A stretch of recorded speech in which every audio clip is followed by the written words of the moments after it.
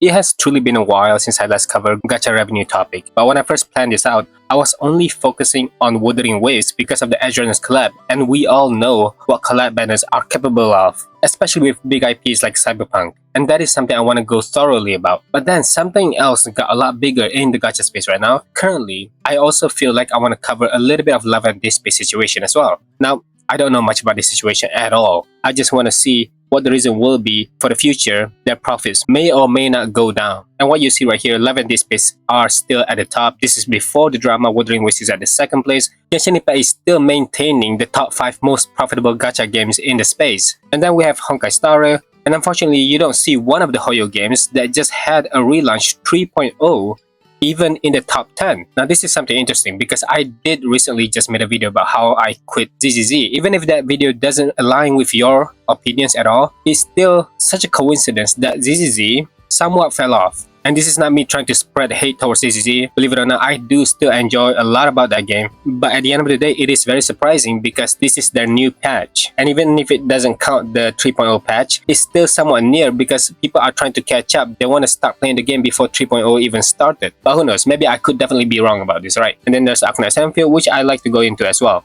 Now, as always, whenever I start doing gacha revenue, I want to remind you guys that every numbers that you see in this website, in Sensor Tower, can never be accurate. Most people will even call it rigged. And that is somewhat the reason why I even stopped covering this gacha profits, gacha revenue stuff. It is not trustworthy. I always mention it that it's not accurate, all that stuff, but I still kept on covering it in the past. But it got really boring. But I want to cover this one because of the Edgerunners collab specifically. And why I do believe Wuthering Waves do not just deserve to be in number 2 spot. I believe Wuthering Wave deserve to be in number 1, and that's a really big reason, and it's not what you think it is. Now let's get into it. But I just want to get this out of the way. Love and Deepspace have this whole new character. Now I don't want to go look for the characters that they released, what the character is about, but I try to make as much research as possible surrounding this Love and Deepspace drama. And as you can see right here, Love and Deepspace did make an apology surrounding that one character. But what about this character that matters so much, that has caused so much havoc surrounding the community, to the point of the fanbase, mainly the Chinese players, sending funeral flowers, cow dung, and ritual items to Paper Game's office, the dev of Love and Deepspace? That is a lot to take in. The backlash reportedly intensified after Paper Games unveiled Aoyan as the game's newest male character. Aoyan, also known as Falco. This dude right here.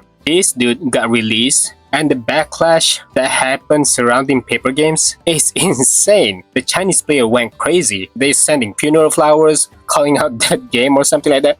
Cow dung and ritual items. Look, I don't know what they're on about. Okay, they're definitely trying to send a message to Paper Games here. The game lost 1 million followers across Chinese social platforms amid the outrage. Protests turned physical, with players sending funeral flowers, cow dung, cursed banners, ritual items, all that stuff that we covered just now.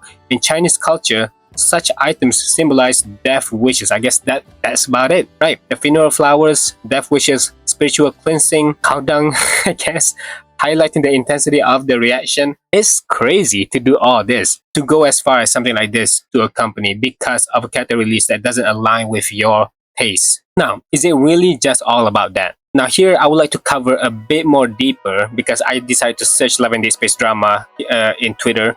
And I found this player right here. I'm a CM player, I'm Caleb Stan, and I'm done being polite about this. You don't get to call an entire player base racist while knowing absolutely nothing about what actually happened. Now, this is what the Western audience have been saying. That the reason why the CM player are mad is because this guy doesn't look as cute, have that V jawline, more timid, the body is more slim. He doesn't have any of that. This guy looks more Western. This guy looks more muscular. He doesn't look like a soft boy. Right? And that's what the Westerners audience are saying about the CM players. They don't like these type of characters, which is very unfortunate because I think Falco actually looks great. If this character were to release in Wuthering Waves, we will be having a different discussion. So let's get back into this one. CM players didn't wake up one morning and decide to cancel a character because of his skin color. We spent 500 plus days waiting for main story updates that never came. We watched the company fail to deliver content for 5 existing characters while announcing a 6th, breaking an explicit promise of no new love interest in 2025. Love and Deepspace ranked number 1 on China's largest consumer complaint platform with 3,406 cases about unequal resource distribution. This rage was years in the making. Valko was the last straw. But why is Valko the last straw, right? Valko's design, obviously, it has to be just that because there is nothing much. And then they try to pile up the reason of why the CN players got so angry towards the company. Now, there's more to this, okay? There's some law to this anger that they have built up. Then we found a drug experiment record inside the game, number 0731. This is Unit 731, the World War II Japan war crimes that they have experimented on human for their biological warfare. That's the best I can describe for you, I guess, in the shortest way possible. If that means nothing to you, that's your ignorance, not our problem. Unit 731 was a Japanese military program, yep, they're gonna explain right here, that conducted live human experiments. And I don't want to go through all of this, right? I feel like I have to bleep a lot of stuff. But point is, it's a human experiment that goes way too far. And this record was found in Love and Deepspace, but we don't actually know exactly the reason why. And this was completely ignored. Players reported this through customer service when it first launched. It was completely ignored by the devs, I guess. The company later called it a random placeholder number. And that's about it. Like, they stated it's a random placeholder number, but it's a bit odd as well. Unit 731. This number was there and it's never explained why, and then it was just removed. It was being ignored. But this drama alone, again, it wasn't because of Valco. This was in the past already. So it's another way to pile up the drama, to pile up the buildup of anger towards this company. So it's not about that either, right? This current situation that paper games are in right now. Let's go into this a bit more. State Media System, a national think tank, and prosecutor's office publicly called that a lie. Now, let me tell you why you had no idea about any of this. The company deliberately gutted every trace of Chinese identity from your version of the game. Chinese New Year's Eve was deleted from the script. The Lantern Festival greetings was removed across every language version, Chinese, English, Japanese, Korean, while the holiday imagery was kept, proving it was deliberately detective, not a translation choice. Mid-Autumn Festival was renamed to a fictional name. Christmas and Halloween kept their real name. Now, look, I'm assuming this is some characters lore that I don't understand, like the name of the characters or something like that. Kept their names. Chinese text was manually redrawn out of cutscenes animations. Chinese food was erased from data scenes, so they're angry about that. 4 data menus, 0 Chinese dishes in a game made by a Chinese company. So because this game is not biased towards Chinese people, Chinese food, Chinese culture, they got angry about that as well. So again, a build up on top of build up on top of build up and all that stuff. They then started harassing the company, which led to something like this, which is giving death threats, throwing poop, and harassing the company. And obviously, it's a lot to take in. Now look at here. They're saying that there's so much piles of drama that is in the Love and Deepspace community already, right? And at the end of the day, you can see right here. Look, I just want to go to this part right here. You can see Love and Deepspace still at the end of the day earn 48 million plus on May, when these situations piles up for months and months, and yet they still made banks. And then June come afterwards. Yes, there's like a drop a little bit. Still, 38 mil is no joke. They still are supporting the game that they are giving death threats towards to. So what does this say about the player base, right? So I'm assuming not much will change, but they went a bit too far, and this drops like 1 million followers is nothing to sneeze at. They dropped 1 million followers, so that is a huge chunk of loss for the revenue as well. To the point, Love and Deepspace themselves decided to make an apology letter. I'm not gonna read all that, right? Okay, but there is an apology letter written by the dev themselves, and I mean, I covered all this, right? I read all this stuff that other CCs are saying. So many users are posting about this repeatedly, saying that the dev, they have bent to the whims, they have bent the knee to the crazed parasocial. And to conclude this whole thing, they are gonna drop the character Valco and not release him at all, most likely. And of course, the Western audience didn't like this. A lot of players outside of the CN players did not like this at all. And CN players are also unhappy because this is the last straw for Love and Deepspace, and they lost 1 million followers. So I would just assume that they're still gonna continue dropping, since it's already currently falling off, and they continue to fall off, but they're still gonna make some earnings at the end of the day. Just for the sake of the female side of the Gunnar community, they will still earn quite a bit. Now, that is something I like to cover for Love and Deepspace. I'm not gonna go in depth with the drama, all this stuff about Unit 731. A lot to go through. I feel like there's people that will cover this a lot more thoroughly than I can. So let's move on to Wuthering Waves. Hot diggity dog! This place is magnificent. Now, I've been telling people that Wuthering Waves needs to win this. And not because I love the game. Even though I do love the game, even though this is my main game, I never actually supported the way other Kuro bots try to support this game. They've been glazing this game to the point they believe Kuro games have been given 10 out of 10 storytelling, 10 out of 10 patches every single time. It's never that perfect for me. It's good, it's great, but there's always something better at the end of the day. There's always better games. I don't try to think that Wuthering Wave deserve that first spot all the time. But for Edge Runners collab, I do believe they deserve that spot. More like they earned that spot. Not because it's that great. Again, it is good, but I wouldn't say they deserve that spot because of their good storytelling, because of their good events, not even because of Lucy and Rebecca releases. Okay, I do think that plays a huge role. Collab characters are gonna be limited, but also because this is the most predatory Wuthering Waves can ever get. They reduce the Kuro rebate. They have events that give you refunds for pools. The more you pool for this collab banner, they will soon refund it back in like about 10 to 20%. Not even that much, you see? You have to pull about 460 times. Hold on.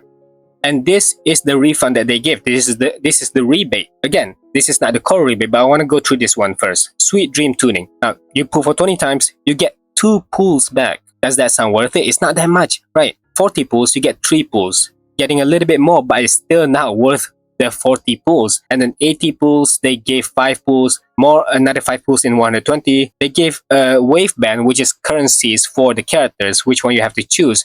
But you have to get the character first. So that means you have to get Lucy, you have to guarantee her. If you lose the 50-50, you only have S1 of this character. That is so sad, right? When you could have had S2 if you don't lose 50-50. Now, not to mention, if you play PGR, there's also a discount for collab banners. Meanwhile, in Wuthering Waves, there is no discount. To top it all off, again, I will mention you this. They drop the currencies for how much you can earn for the elusive coral, for the corals right here. The corals here, you earn less than what you usually do. For example, if you get a 4-star characters, you will usually get a 1 whole pool already, right? You get a 4-star character, you get back your pool. That's the rebate. But because of this collab, they changed the rules. They made you earn like half of the pool. So that means you have to get 2 to 3 4-star characters, then you get 1 pool. Incredibly predatory. So that's why I think Wuthering Waves, with how predatory this banner is, and not to mention collab banners to top it all off, they earned that spot. They earned that #1 spot just because of that alone. Don't get the wrong idea. I love the collab. I love what they did to the story. It's basically another episode to Cyberpunk Edge Runners. The events are great. The collab characters, even I try to get Lucy as much as I possibly can and to even get her signature as well. And that doesn't even count the signature, right? You still have to continue doing the pools. And there's so much drama going on with Wuthering Waves, making the currencies completely different than what they usually do. A lot of players already converted their pools, so they can't pool for Cyberpunk Edge Runners at all and only get to use the free pools. And again, with the corals, they hated the corals. And then there's this rebate thing, Sweet Dream Tuning, where after you get the currencies, they increase the numbers, as you can see, 120, 160, and then another 40 pulls to 200. But then they jump to 280 and then 360. They go 80, 80, 80 now. That, is crazy predatory. I have never seen such levels of predatory in a gacha game. Which is why I think, why not just give Wuthering Waves that spot? Not for the game being good, not for the storytelling being amazing, not for the new characters, but for the gacha being extremely predatory. And of course, players also got angry about this. WuWa, I wonder why Laz went down in numbers. The actual numbers, stop believing in Sensor Tower right here. Okay, let's look into it, right? The actual numbers. Wuthering Waves #1, right here. Wuthering Waves is at the top 1. And that actually makes sense to me if it is true. But even that, I wouldn't believe it either. Now, Wuthering Waves have a majority of player base of PC players instead of mobile players, because a lot of mobile players aren't able to play this game because it's not well optimized in mobile still. So there's that as well. And Sensor Tower does not count PC players at all, okay?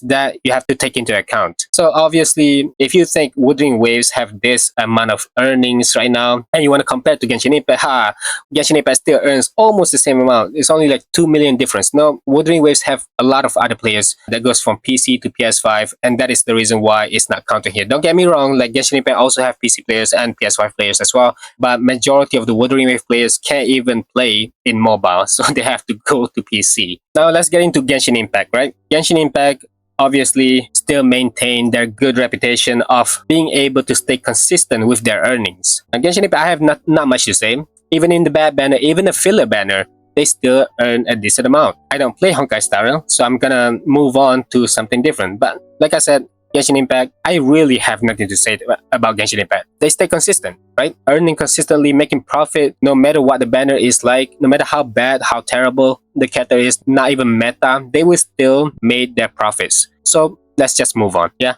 And what I want to get into right now is Zenless Zone Zero. Now, like I said, I did just quit Zenless Zone Zero, not because of a hatred towards the game or anything like that. It's because I mostly just ruined my account. That's part of the reason. I butchered my account. I don't have the characters that I should be pulling for, and then I decided to quit. You know, I know it's before 3.0 even launch, but there's nothing for me to look forward to because I just can't beat the content in the game anymore. You can call it skill issue as much as you want, but I say HP inflation is going a bit too far, and also I don't have the characters that I should be having. And I always try to pull for Zenless Zone Zero by just pulling for characters that I like. And I ruined my account, and I also invested a lot in terms of building characters. So I tried doing my best to build these characters, and yet I still can't beat the content. And I do believe a lot of players try to quit this game due to the HP inflation alone. Zenless Zone Zero pacing of HP inflation is not the same. Now look at it this way. I'm not saying Wuthering Wave doesn't have HP inflation. As a matter of fact, I just made a video calling out there's HP inflation for sure. And Genshin Impact obviously also have HP inflation. There's bosses that Stygian Onslaught that is very difficult to beat.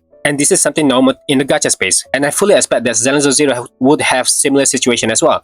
But the pacing they are going with, not only HP inflation, but there's also like anomaly resistance. I just find it kind of ridiculous that I can't, as a day one player, I myself cannot beat this game anymore. I played this game every day before I quit. And that is part of the issue, I believe, why a lot of players did quit Zenless Zone Zero. Now, moving forward, Arknights Enfield. Look, it's crazy to me, right? When you get into the game, you can tell for sure like the quality of this game is so incredibly high, and yet they can never top the OG Arknights. Now, maybe I have no rights to say about this, but I have no idea why. I have no clue because I never played OG Arknights. I played only Arknights Enfield due to the third-person view. I played for that alone. I did not play OG Arknights because it's a tower defense mechanic, right? And Arknights Enfield have characters being able to move around. As you can see right here, even in the past, even in last month, they only earn 4 mil. And that's completely understandable, right?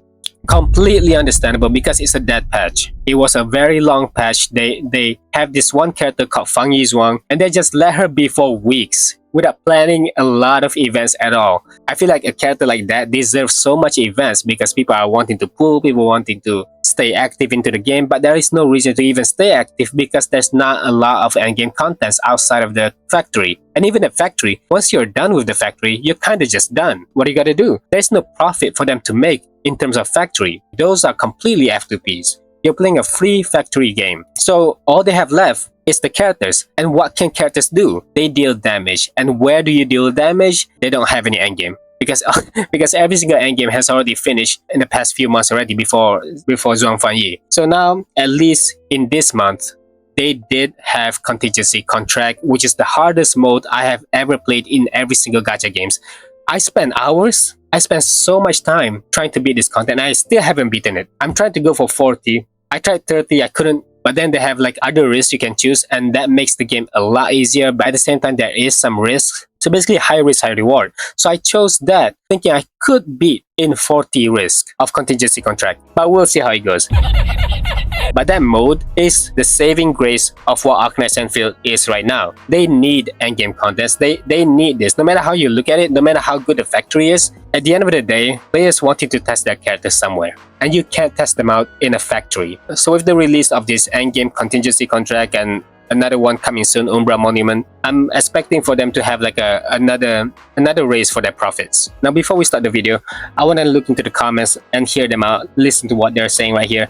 Another Wuthering Waves, right? A lot of Wuthering Waves fans are saying that they deserve to win. Okay, this is not a Wuthering Waves fan. That is 3.4.